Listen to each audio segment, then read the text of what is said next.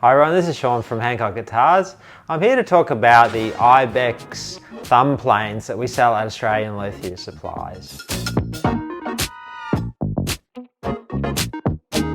I've got the range of thumb planes here.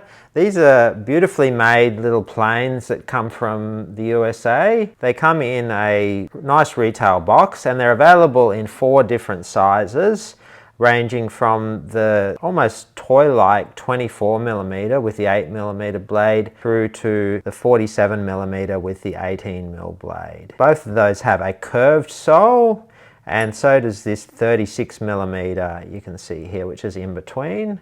It has a curve here and the blade also has a curve, which is good for getting into when you want to do a concave carving.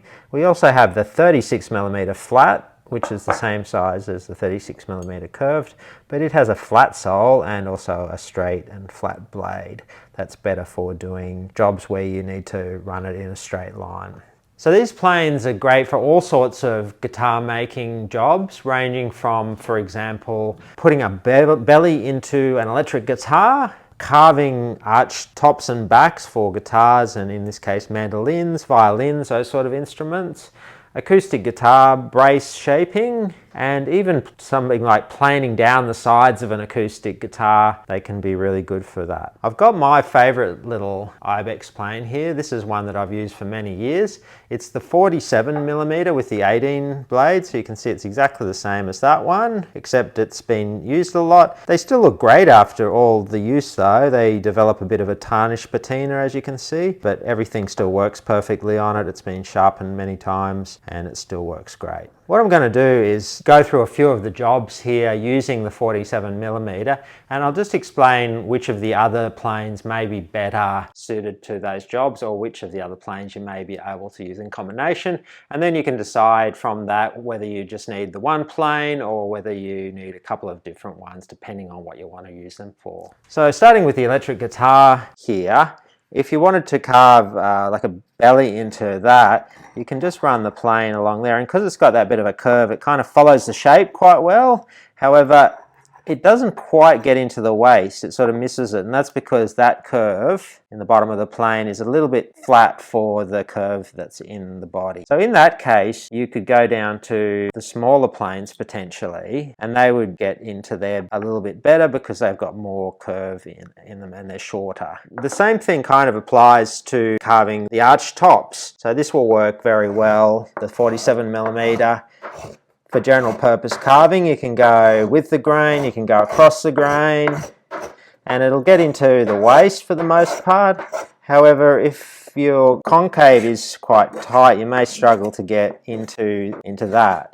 So that's where you may want to go down to a smaller plane for those areas, and something like the 24 or the 36mm. And especially in some cases like this mandolin here, where you've got a very tight little curve in the scroll here, that's where this 24mm with the 8mm blade really comes into its own. It's really the only place where you would use that plane over the other ones.